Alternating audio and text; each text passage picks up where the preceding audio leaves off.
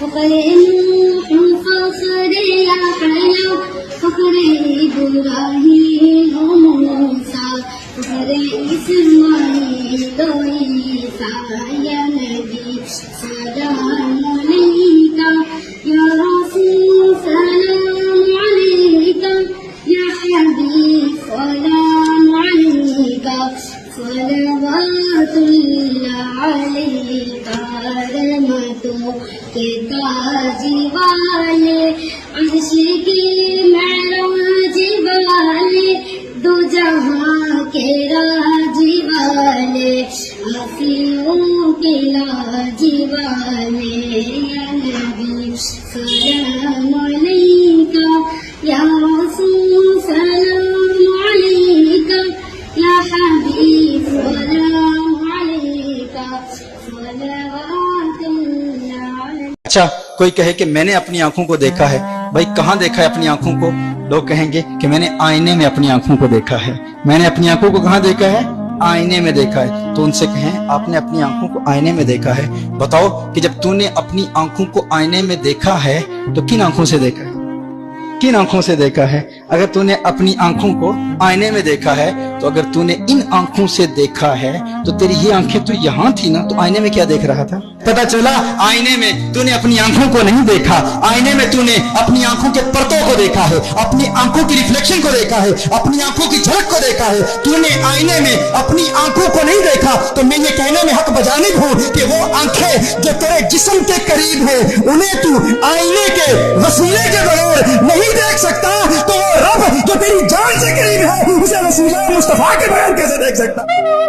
میں غلام مصطفیٰ ہوں، یہ میری پہچان ہے۔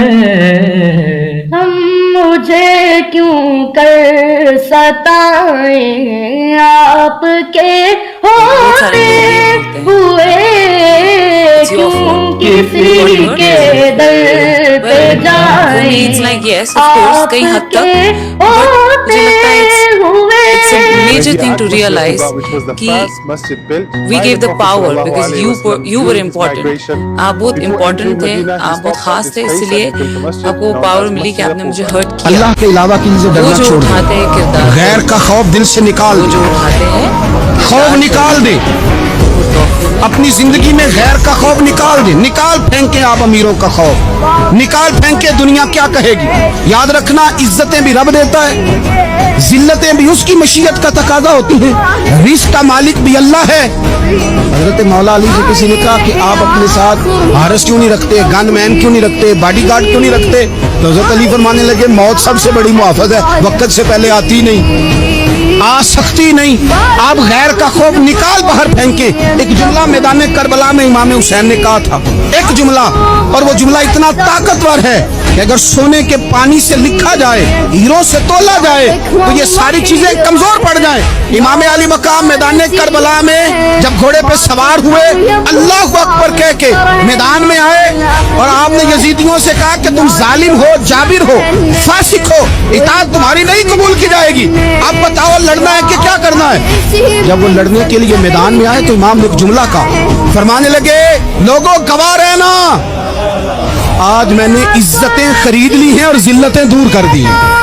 عزت ہے ہمارے پاس، عزت، ذلت دور ہو گئی۔ اگر اس کے ظلم سے چھپ کے بیٹھ جاتے، اگر ان تلواروں کے سامنے کمزور پڑ جاتے، اگر اس بڑے لشکر کو پیٹھ دکھا دیتے تو یہ عزت والا معاملہ لوگوں ہم نے عزتوں کا سودا کیا، ہم نے ذلتیں بھگا دی، ہم نے وہی سودا کیا جو ہمارے اجداد کا طریقہ تھا، جو ہمارے اسلاف کا طریقہ تھا، جو طریقہ ہم نے علی المرتضیٰ سے سیکھا تھا اور نبی مصطفیٰ سے سیکھا تھا۔ المسلمين والمسلمات والمؤمنين والمؤمنات والقانتين والقانتات والصادقين والصادقات والصابرين والصابرات والخاشعين والخاشعات والمتصدقين والمتصدقات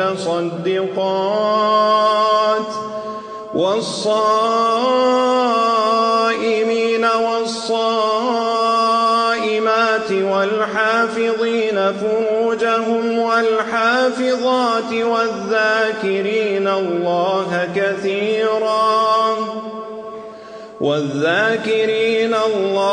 كثيرا والذاكرات أعد الله لهم مغفرة وأجرا عظيما.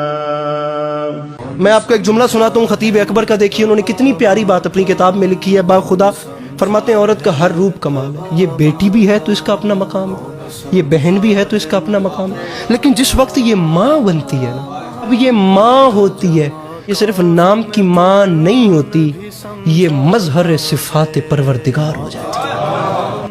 خدا کی ذات کی جھلکیاں اس میں نظر آتی ہیں.